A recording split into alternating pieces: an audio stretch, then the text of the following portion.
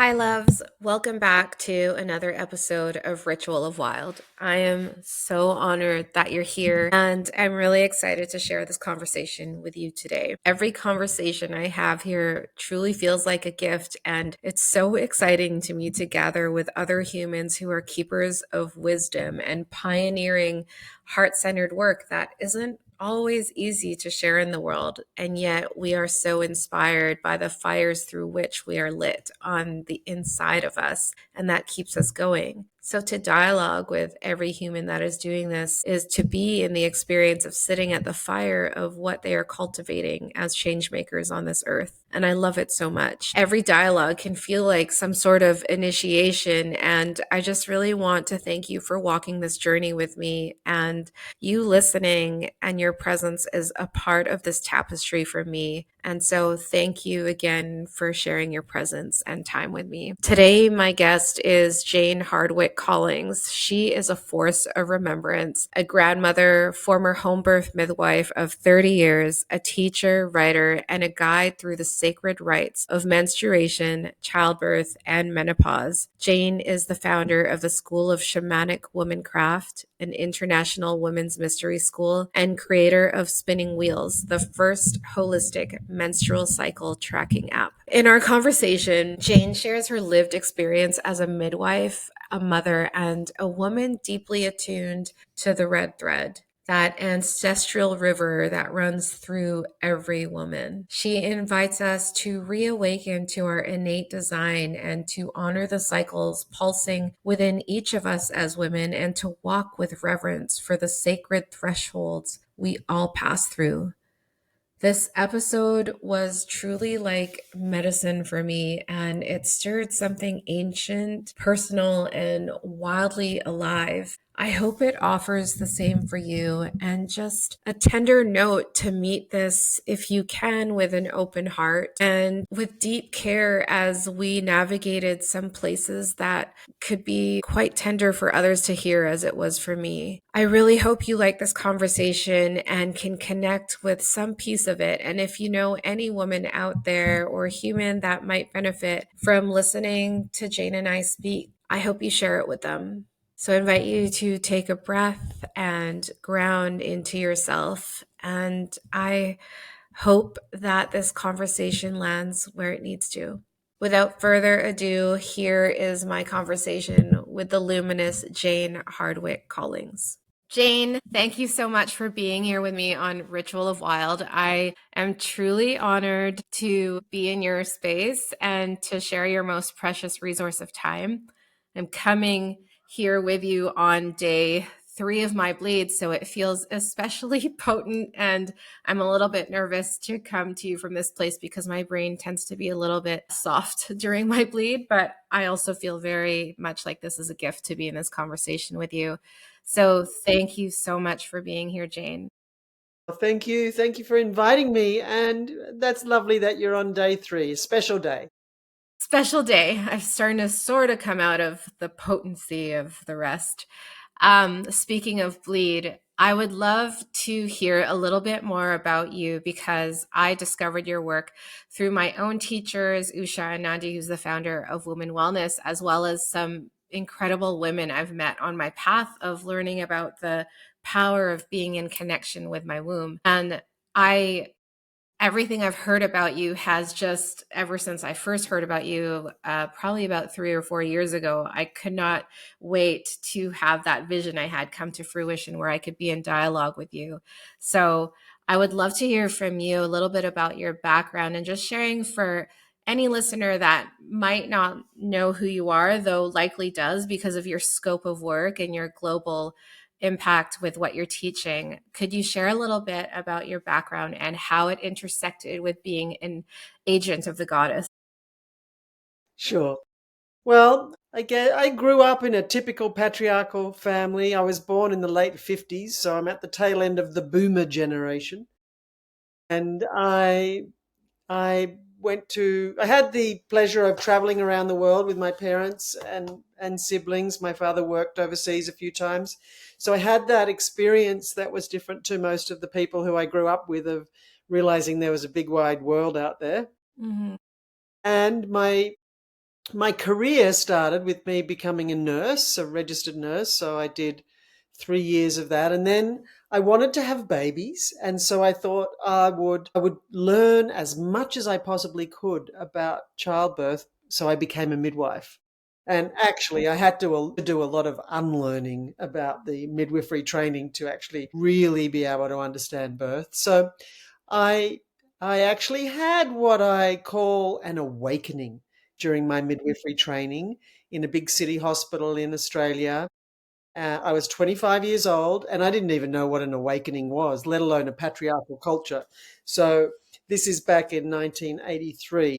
And what I saw, I say this a lot, but I think it's really important to stress that I saw institutionalized acts of abuse and violence being carried out on mothers and babies masquerading as safety. Mm. And, it was so disrespectful, so much unkindness, and certainly not gentleness, especially with the babies. And to be fair, it hasn't really changed. It's actually got worse. Mm. So my awakening there and then as a 25-year-old had me leave the hospital as soon as I could after my training and did an apprenticeship to become a home birth midwife. So I grew up as a home birth midwife, really. I was a home birth midwife for 30 years in both kind of city and rural areas. And I also simultaneously learned about shamanism and shamanic practices from a wonderful teacher. And I also met another wonderful teacher who was offering a combination of those two words. I'd never seen them together before, Mm. shamanic and midwifery. And so that was Janine Pavati Baker back in the when was that? Like the late 80s and the early 90s. So this is a long time ago. And so what happened then was that I learned about the shamanic dimensions of birth and how to be a shamanic midwife, which basically means seeing the interconnectedness of everything. That birth's not just some random medical issue or problem, it's the culmination of our life thus far and a rite of passage. So I also started giving workshops around the menstrual cycle and preparation for birth. And then in 2008, I opened the School of Shamanic Midwifery, it was called then, an international women's mysteries school. And so that's been going now with a new name, the School of Shamanic Womancraft, which I had to change the name. The government made me change the name because Mm. they were worried that I would trick the public into thinking I was training midwives, which was something that they do, not me. Mm. Anyway, the school's been going for 16 years and Amazing. there's so many face to face opportunities and online programs. And here I am right now as we speak in Canada, far, far away from my home in Australia. And I'm doing my second Siren Call tour, which is I'm traveling across Canada giving my workshops about the menstrual cycle, rites of passage, birth, and menopause. Wow. And yeah, and doing a big 8-day program in Golden and the end of June, beginning of July. So my work is really predominantly around helping women reclaim feminine knowledge, wisdom, and power through reconnection with the women's mysteries. And what Mm. that means is our blood, our rites of passage. Basically, it's female ancestral wisdom that was common sense. And to many people, it still is, but it's just kind of not so common anymore. So, really, it's about my work is around helping women to Mm. wake up from the patriarchal slumber spell that they may not even realize that they're under. That is so powerful. I already knew what a gift it is to speak with you, but I feel even more. We were saying in our emails as we were arranging this that we were Gemini twins, and it's my birthday on Monday, and it was your birthday yesterday. Happy belated birthday on the strawberry full moon. I hope it Thank was you. beautiful. Thank you. And it just feels like such a beautiful gift to experience this on what feels like almost like the end of a cycle of my astrological year as I am about to come up on a new cycle going into my 42nd year.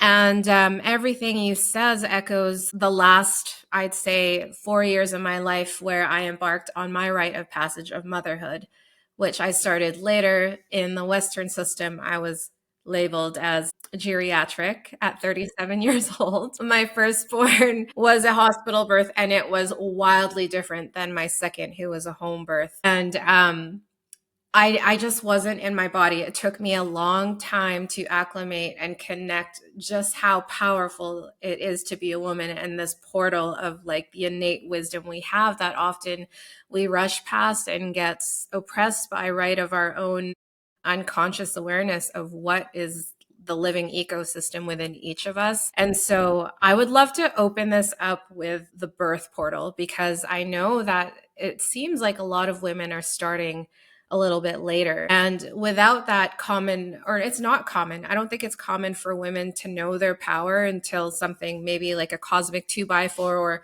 some life changing event leads them down that path, like it did for me. And I was pregnant during COVID. So I just watched something on your story that was reshared about birth being this portal. And something that I've learned through my course is that when our grandmothers are 4 months pregnant with the fetus of our mothers, on an energetic and cellular level, we already exist within that fetus, because that 4 month fetus contains all the eggs it will ever need to carry forth the lineage thereafter. Could you riff on this for me? Because I feel like what I watched was Miley Cyrus explain how she was taken through this portal and she saw her grandmother and her mother. Just what might you tell a woman who's maybe about to move through that journey, or who's considering motherhood, about the power and potency of energy she is sitting in as she intersects with even that, right, that chapter of her life? How might she prepare well, or what would you want her to know from all of your frame of reference of experience? Well, as you said it, that from halfway through the pregnancy our grandmother is having with our mother, we're there. So, pregnant with a daughter, from halfway through the pregnancy, you actually have all the grandchildren you would ever have from that daughter in your womb. So, we were all in our grandmother's wombs. Yeah.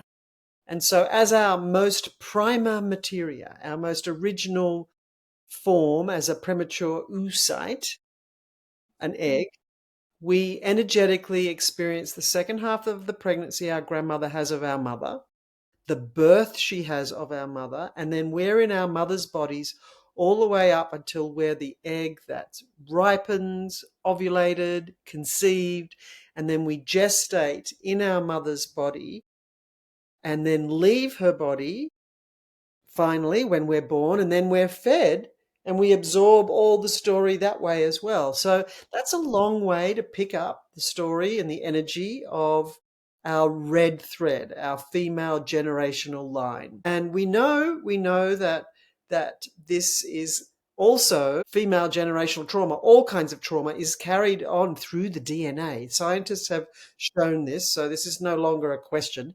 It's just the evidence for what we've always known. So, one way to think of it is that our red thread, our mother line, our female ancestry, is like the ecosystem we land into. Hmm. And our mother's womb is a garden in that ecosystem. And so, what's a really good thing to think about in preparation for birth, or even just to understand yourself, is to find out about the story of your mother line. Like, what was your grandmother's life like? Because you were there, we were there. Hmm. And then remember that our grandmother, well, our mother was in our great grandmother's womb, and our grandmother was in our great great. So, like, it's just forever ago that we've had this continuous line of being connected. Hmm. So therefore, to learn about the story of your mother line, but specifically grandma, maternal grandma, and your mother, you want to know everything about your mother's life because we were there, we were in her body, and like some things by learning this information can make so much more sense. Like, Hmm. just an example, like if your mother has experienced sexual trauma as a child, childhood sexual abuse, then you were there. You were in her body experiencing everything that she experienced on an energetic level and also on a physical level because you're part of her body. So, Mhm. know your mother's life and your grandmother, as I said, and all the way back is actually really, really helpful information. And in terms of understanding us, it's ourselves. Whatever was going on for our mother when she was pregnant for us, of us, with us, and actually preconception, but the pregnancy that has affected us, because whatever the mother goes through during the pregnancy affects the baby. And that's not something to try to make people feel guilty about. It's nature's way of preparing the baby for the world they're coming into by, being able to experience what it's going to be like. So, you know how babies recognize voices and songs that have been played. That's just like one example of the baby picking up everything. So, Right. it's worthwhile understanding for ourselves what happened for our mother's pregnancy and of us, as well as grandma, as I said. So that's good preparation. And then in terms of further preparation for giving birth, it's all our previous rites of passage before pregnancy that are important, because one rite of passage leads to the next and creates this trajectory that Mhm. plays out in each rite of passage. So there's so much we can do to prepare for birth. That's so fascinating. So, would you then say the experience we have at birth is interconnected with the experience the way our mothers birth us, and then further the way our grandmothers birth our mothers? Might that be a predicator for how we might experience our own personal birth portal when we birth Perhaps. our own children? Yes, perhaps in many ways. First of all, that our how we're born, in other words, how our mother gave birth to us, creates our birth imprint, which Mm, is something that our body remembers forever about how birth works.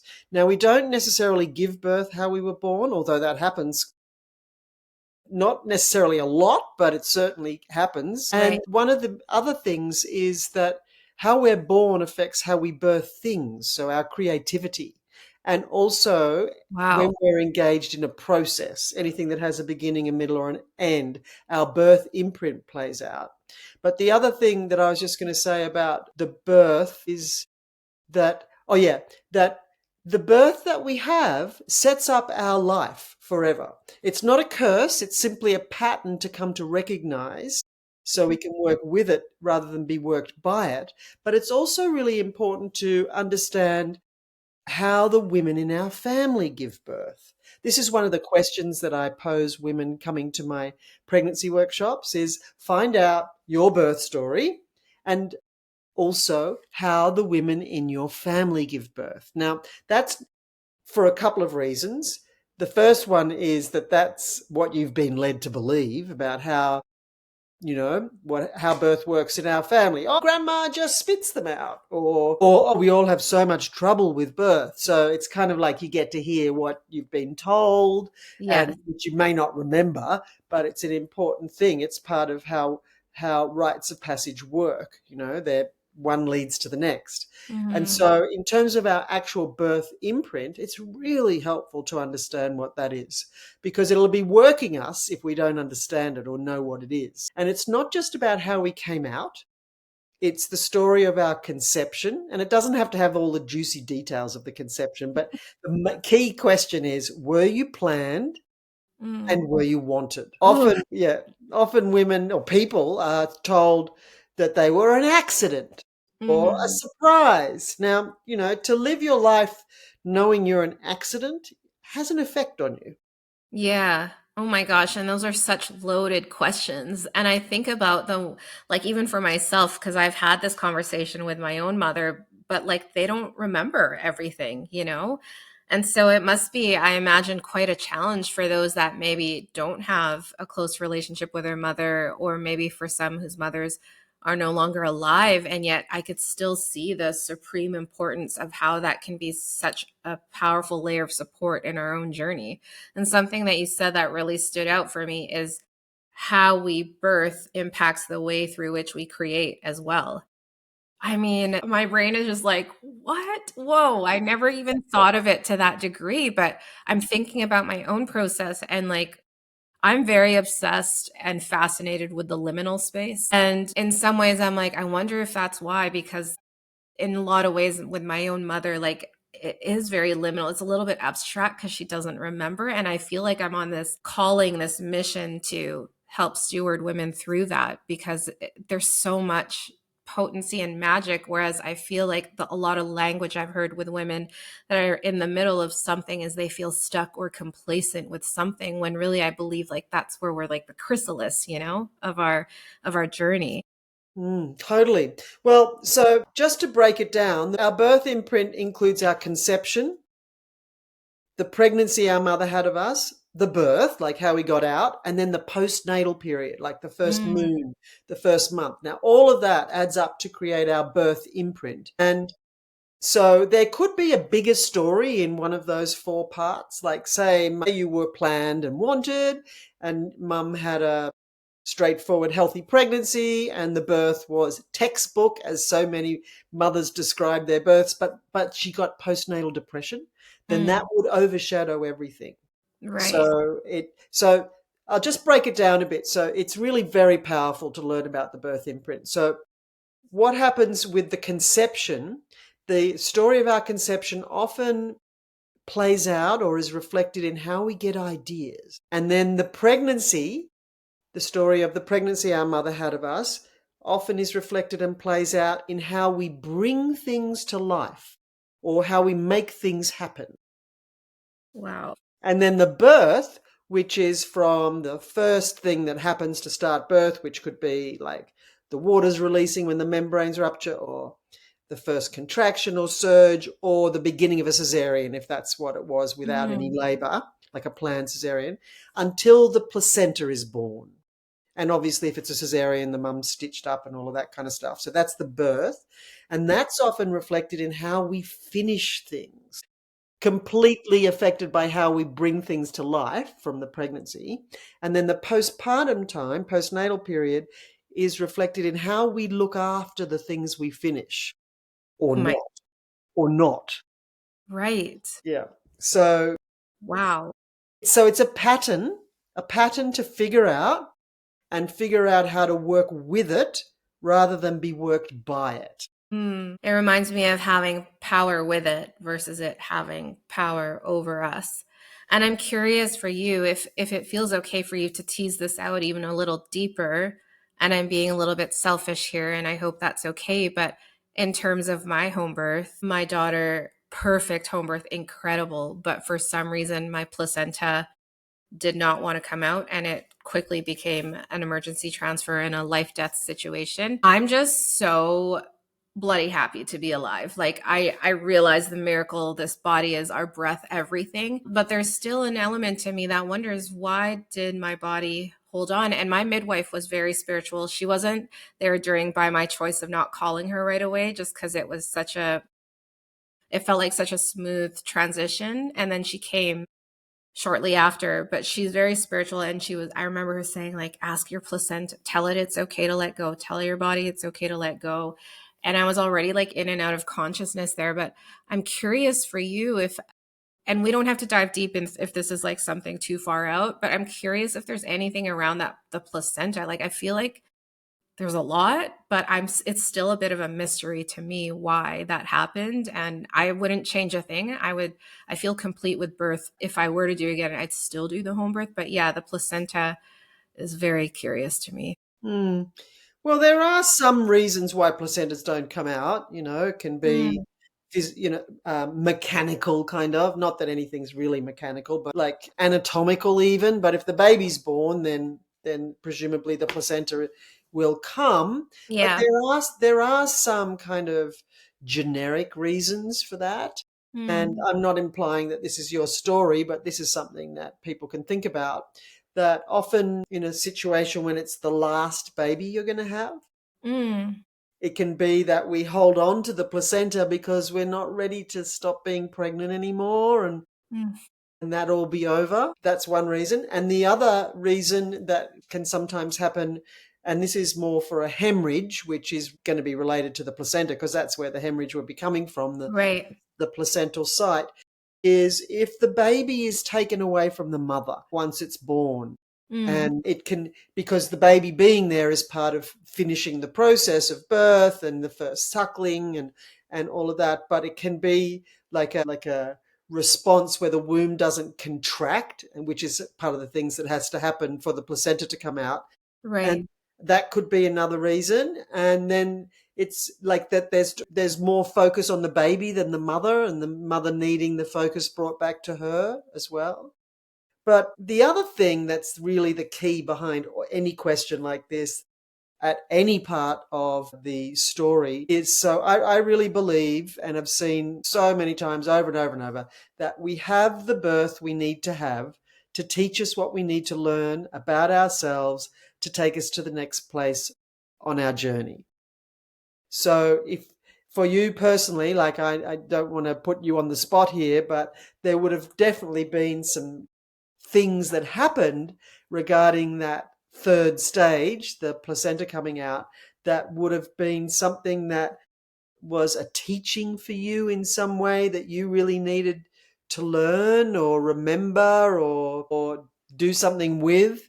So, like, I'm just going to make some things up, and I'm not implying it's got anything to do with you because obviously I don't know, and I can see that this is making you feel sort No, of. it's I receive it with joy, Mm. just honor. But I would love to hear what you're gonna say.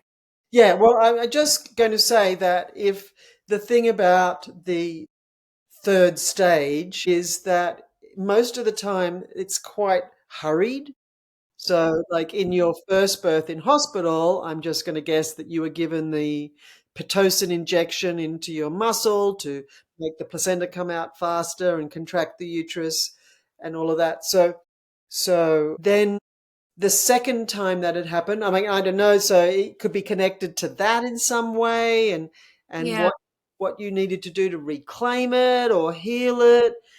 And also, sometimes hospital transfers can happen in a way that um, gives us the opportunity to experience that sort of scenario in a way where we give thanks for it rather than resent it.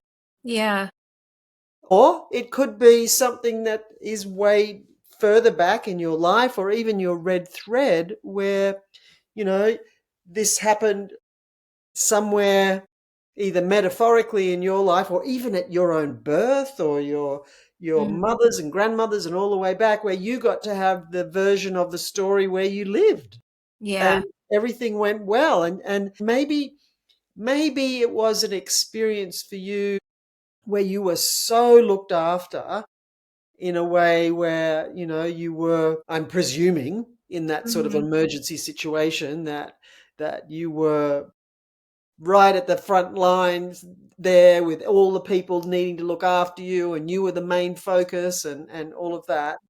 Yeah. it it was incredibly spiritual experience, and I just really appreciate you reflecting your own wisdom with that. It is so helpful, and I'm now going to listen to this conversation like 10 times over.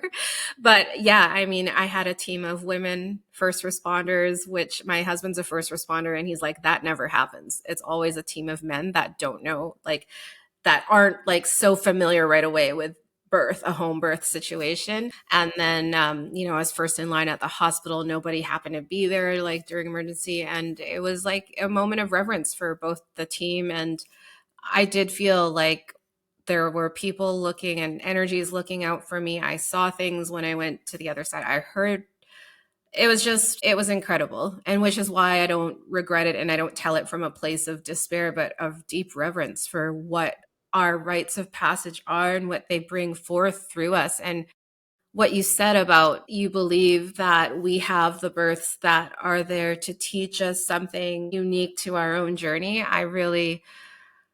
I've never heard it explained to me in that way before. And it just helps me remember with such power and peace within my journey. So the tears you witness, they're just such full of joy and appreciation because I've never heard it in that way before. And it really feels beautiful to receive. So thank you, Jane.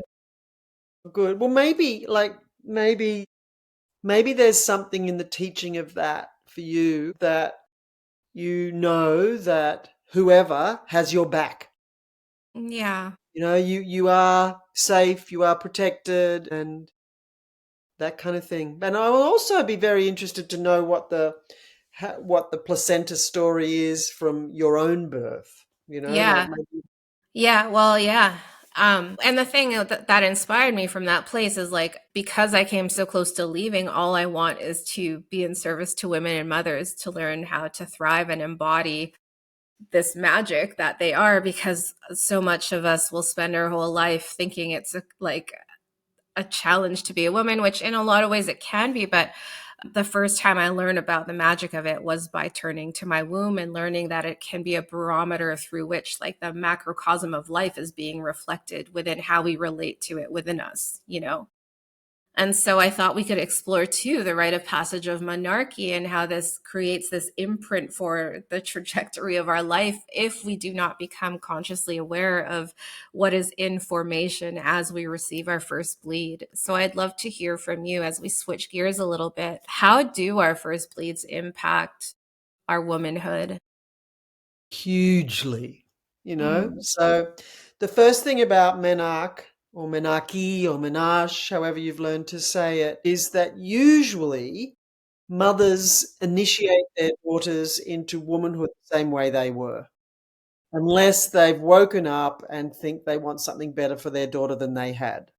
So mm, that is another place, because it's in our rites of passage that we see our red thread trauma play out.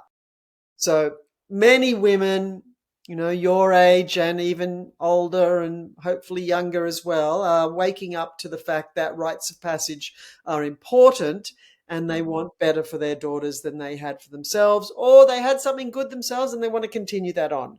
yeah. So it's really, really important for a girl's life that her menarche is a positive experience. And the thing about the rite of passage of menarche is, if it's not, like with any rite of passage, if it's not honored or celebrated, like if you don't feel like you had a rite of passage, whatever happens is the rite of passage.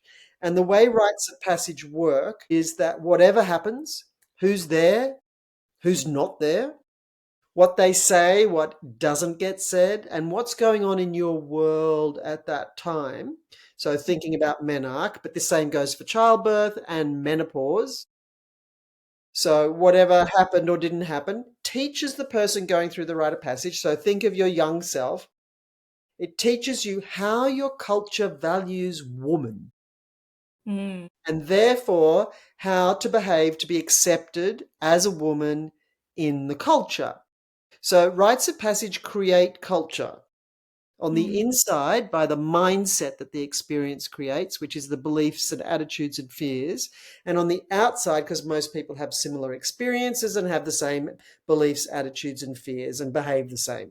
So that's what we see out there in the mainstream, just this lack of appreciation for the menstrual cycle, basically. So yeah. the other thing is that one rite of passage leads to the next. That's very important, because we can think about our, not just our, how we were born, but our menarche as well, because that will be the prequel or the prelude even to our first sexual experience, which is another big rite of passage, and then every pregnancy. So every pregnancy results in a birth. Whatever finishes the birth is, sorry, finishes the pregnancy is a birth. So that includes losses Mm, and abortions. But back to menarche.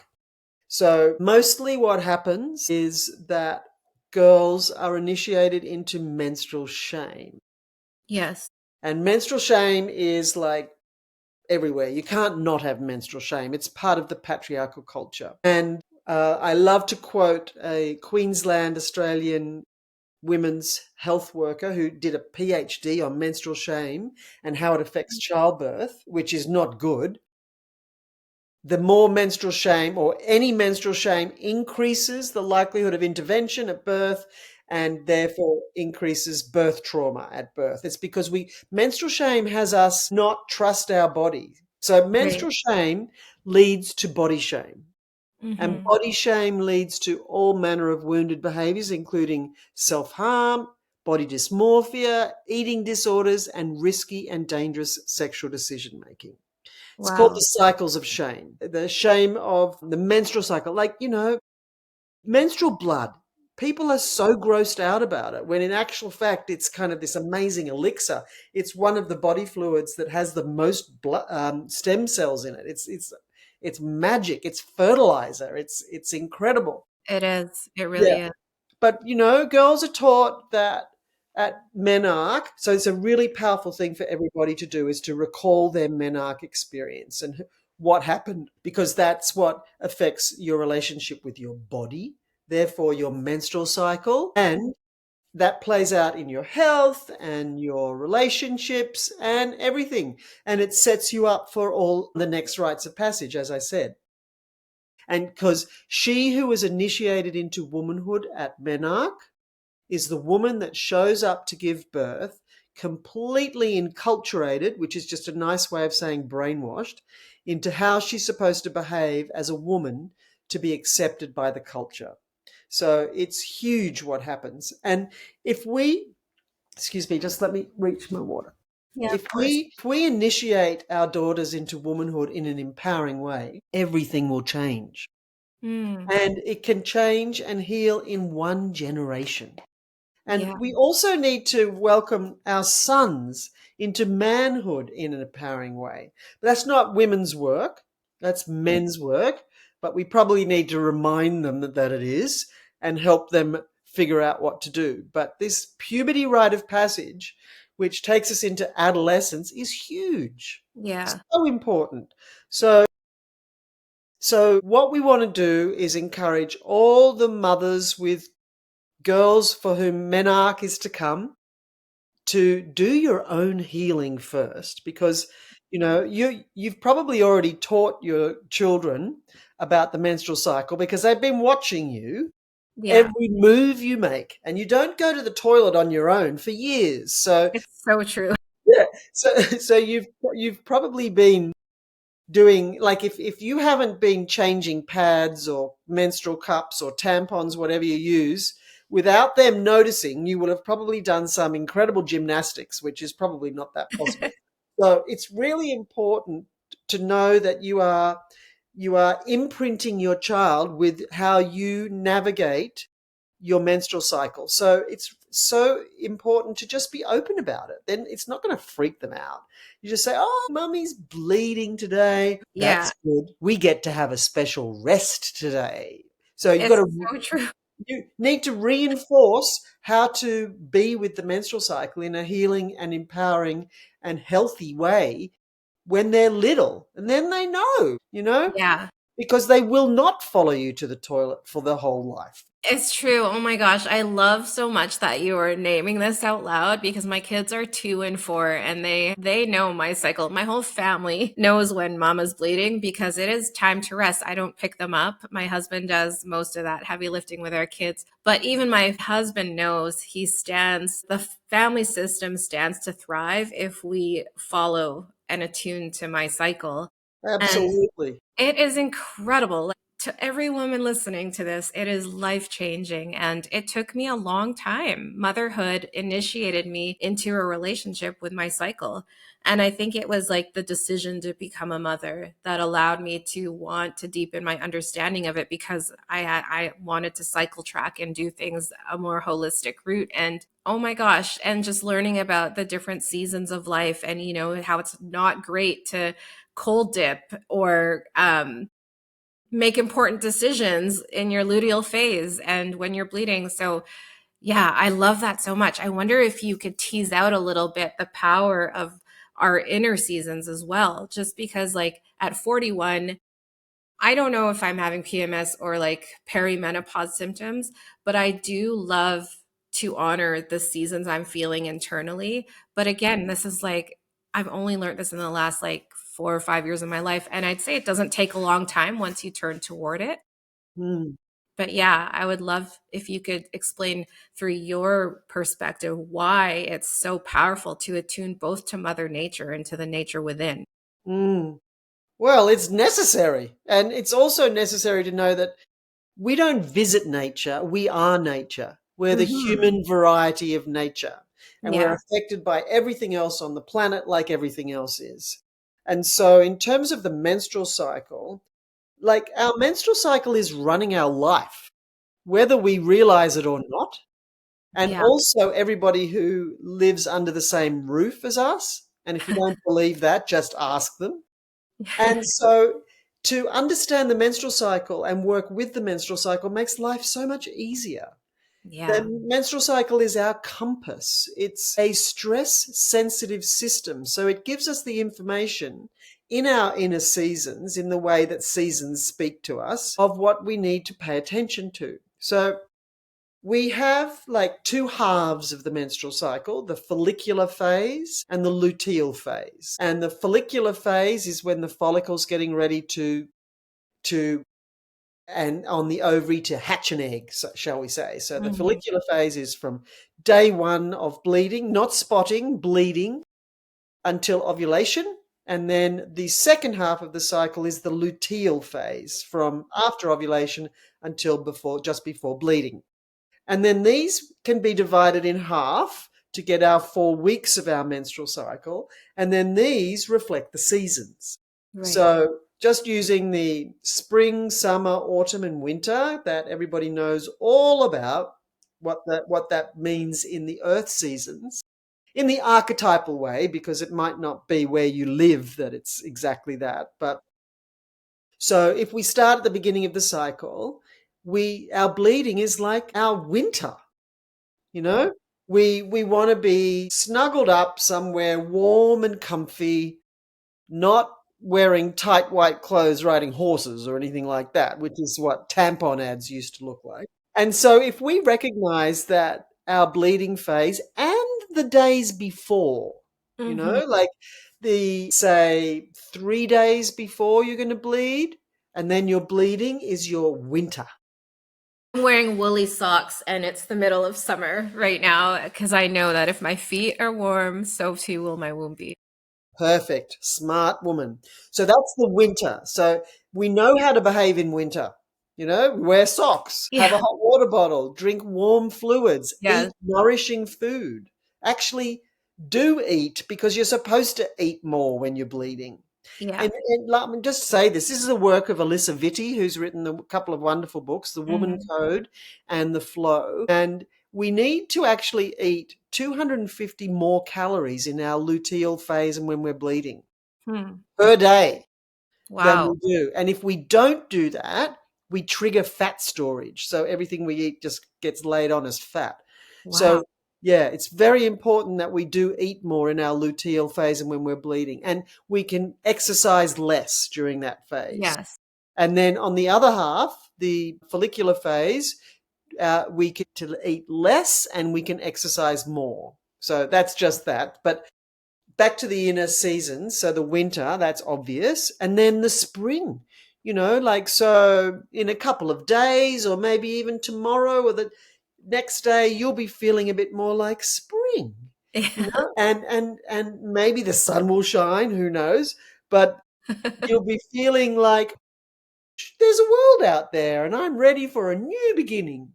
So there's the qualities of spring in our cycle. And then we have our inner summer, which is either side of ovulation. So ovulation is like our summer solstice or our own full moon. It's the time when we are at our peak at Hmm. ovulation. And so that's summer, either side of that. And then after that is our inner autumn, which is predominantly the rest of the luteal phase up until when it's the inner winter again before you bleed. And the inner autumn is such a vital part to pay attention to because like autumn on the earth in the garden, autumn is the harvest time. Hmm. So in the garden on the farm, autumn season is the feedback of whatever happened in the spring or the summer. Right. So, same in our menstrual cycle. So, week 3 is the biofeedback as well as the the mental and psychological feedback of whatever happened from the beginning of the bleeding, day 1, up until past ovulation. So, it's kind of like what we know the dominant experience is PMS or PMT, which is the pathologization, which is not fair, of the part of our cycle, which is the feedback part. And it's the time when estrogen is at its starting to go down in our menstrual cycle. And it's the time when women no longer comply. It's often known as the truth-telling time in our Mm. cycle. So that definitely gets pathologized because what's wrong with you? You're crazy. Your period must be coming soon. You're whinging, or things are not okay that were okay yesterday or whatever. And so it's really helpful to know that that's what's going on. It's your estrogen dipping. And actually, that's the prequel for perimenopause. That's Mm. the same sort that whoever you are in week 3 of your menstrual cycle is a clue to who you're going to be and how you're going to navigate perimenopause. Fascinating. And so it's not a problem. It's something to be paying attention to. It's the feedback. So often women can help themselves, like even cure PMS by resting when they bleed, because Yeah. that's what it's the feedback from. So if you rush through your bleeding time, if you ignore it, if you plug yourself up, take painkillers and carry on business as usual, you'll pay for it in week 3 of your cycle as Hmm. the feedback of the cycle so far. It's worth investing in resting. That's a good little slogan. Invest in rest It's interesting. during the bleeding, and week 3 will be much smoother. And actually, week 3 is a time to get out your pen and paper and start to make a list of everything that is driving you nuts. Hmm. And don't blame it on anybody else, just the things that are making you mad or the ways of behaving that don't work, because that's what you need to let go of with your blood when you start to bleed. Yeah. You make blood prayers, return your blood to the earth with Hmm. letting go of all that no longer serves, and that's what would have shown up in week 3 of the cycle. So the inner seasons are a much easier language because everybody understands what that means. Very helpful. Wow, that is incredible. Like, I'm thinking about it sounds like the more attuned we are to what's happening within us, the smoother our flow will be, our bleed will be. And the more we disconnect by silencing it or numbing it through a painkiller or another form of numbing out, the more painful that period might be because it's expressing something that maybe consciously we weren't willing to look at or hold. Exactly. Exactly. That's so fascinating. And yet I notice this common thread amid like even young women that I know in their 20s, and they're like they got PCOS and they have like incredibly painful bleeds. And the part of me that has explored this within myself in my womb work with one of my teachers, Usha Anandi, like I want to offer that information, but how do we begin to move towards a reclamation of that which we're not even, some women aren't even completely aware of? Like I know there's circle offering. I know that you gather women in circle and there's so much magic that can happen in these spaces. But what if you're speaking to someone you love deeply, but they're so far away from even being open to that because they have been indoctrinated into this belief that it's shameful to even bleed, or they're hiding their pads up their sleeve, or I've done this too when I was younger. But yeah, we hide away and then we don't rest, and then we go for a run during our bleed, or we intermittent fast during our bleed, or we're cold plunging when our body's like, please warm me the f up. I am Yeah. And like, then your periods go away for a while. and then your periods escape because you've escaped your own care for Totally. some. So I think the thing to say to these young women, or anybody, because it's not just young women, it's Not just most young women. women, sadly, because we live in what's called a negative menstrual cycle culture, Hmm. negative birth as well, and menopause, which is a clue. Anything to do with women or the feminine that's put down or feared Yeah. or turned into a taboo or made invisible, is a tried to hide, is a Mhm. clue that it holds great power. Yeah. Menstrual blood, childbirth, menopause. So just explaining that can be a bit of a clue. Hmm. And also that this concept of menstrual shame, that this is what can is affecting everybody and having us be ashamed of our body. Like, that is like, surely we can understand that that is not the way we're meant to be. Right. And yet that's the predominant perspective, which is tragic.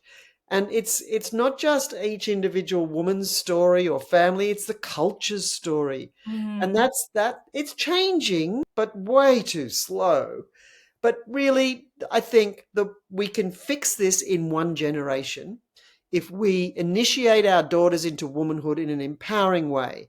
And that includes teaching them about their body, what's going to happen, what to expect, and not just about the anatomy and physiology, but about the magic, about the spirituality of the menstrual cycle, the spiritual practice of menstruation, and how to care for ourselves and all of that. So, we may not be able to necessarily change everybody's mind for it's because it's so deep set, but Yeah.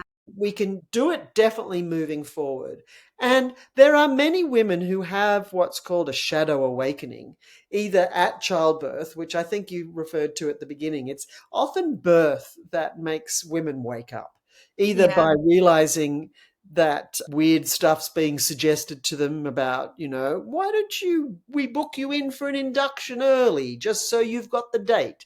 And just little kind of groomed for intervention. And then stuff happens, and then they realize, like, hang on, the word that, like, around birth, for example, like, birth works. Look at the Mhm. population on the planet. Like, there's not a lot of things going wrong with birth in places where there isn't a lot of medical help, actually, as well. Like, the population is huge, so birth works. So when women realize that they might have been tricked or lied to around birth, then a lot of things unravel, including the relationship with the menstrual cycle.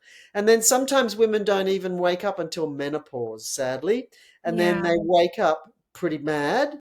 Most common sense feeling around menopause is rage. And Yeah. beneath that can be like, why didn't anyone tell me that the menstrual cycle was important? Ugh. I think it's a really big clue of, well, and Sharon Maloney, her quote, menstrual shame is one of the organizing principles of the patriarchy to maintain the oppression of women. Mm. So, like, if we let the young women who are rejecting their menstrual cycle know that this is part of, like, keeping us asleep to our power, then hopefully that would be an invitation to wake up. Not necessarily. So, like, the mind control is deep around here, as Annie DeFranco says in her beautiful songs. So, like, I think we can teach by example, and we need way showers like you. We need women who are spreading the word that how could the menstrual cycle possibly be something terrible? It's what brings life, It you know is. and there is so much personal growth and self-development available in the menstrual cycle that anybody could possibly want. Every cycle you can be reborn anew. Yeah, I was just thinking that as you were speaking, like we get to have ceremony every month by nature of what is happening inside us and how incredible that is. Like I think about my daughter and my son, who's the older one, but just what I know now as a mother and a woman and what this means for them growing up. I'm so excited they're already in that world. Like they know exactly what's happening that time of the month. And I mean, that's like just my greatest living prayer for every woman, you know? Yes. And to say what you were mentioning earlier about some women don't even discover it till menopause is heartbreaking. Like, I remember my womb teacher, she used to say, some things will break your heart, but they will fix your vision. And it's like, I feel like I've been blessed to know that through like a contrast of different childbirth experiences, but also like to know it into my late 30s and now for the rest of my life. And I like to put out to God, like I would really love to live a really long, healthy life. And I've heard a quote before that says, the quality of your relationships in your 40s will impact the quality of your health in your 80s. But I can't help but think about the quality of our relationship with self and how the over culture right now is like Botox this. And this is not a judgment on anyone that chooses that path, but it's like when you have that messaging in your face all the time, especially for younger generations, like women in their 20s or even in their teens that are so in a rush to get older, and then we get there and then we're trying to slow down the aging process by any form of longevity hacks and all these things, which I just, that's a whole other conversation. But I just think it's so wild to me to want to freeze your emotions. And obviously people aren't thinking about freezing their emotions when they're doing certain things to their face, but it's like, I mean, I'm noticing that now in my 40s, and I'm like, and maybe that's a privilege to honor the wrinkles and all that, but I can't imagine, I just can't imagine knowing what I know now about my body and what it's gone through, and that it's a portal. Why would you want to um inject anything or like oppress the aging process journey? Right question. And there's another part that's pretty sad too, and that's for mothers who've used that process to let not have wrinkles, is that it makes their faces not move in the different places, as you said, frozen. And Yeah. then if they have a baby who's learning about how to connect with their mother, and babies interpret, Facial cues. that's it. They watch the facial cues of the mother to interpret how well or not they're, well, the feedback from them and what they're doing and stuff. So Right. if they don't get any those micro movements around the eyes of their mum, they're not getting the feedback of their of their in their relationship with her. So that's a little bit, not talked about and important. Yeah, it's a little bit scary when you think about so much from 0 to 4 years old too as babies is coming from that relational imprint that we're experiencing, that mirroring. So I'd love to know, I want to honor time. We're about almost at the top of the hour. If you have any reflection on how we can embrace that journey of aging, because I know that you have grandmother wisdom, which I love grandmother wisdom. What would you tell the maiden Jane from the Jane you are today, who has just celebrated your birthday, and from 67. amazing, happy 67th birthday, Jane. But with all that wisdom, what would you tell maiden Jane from this place in your life?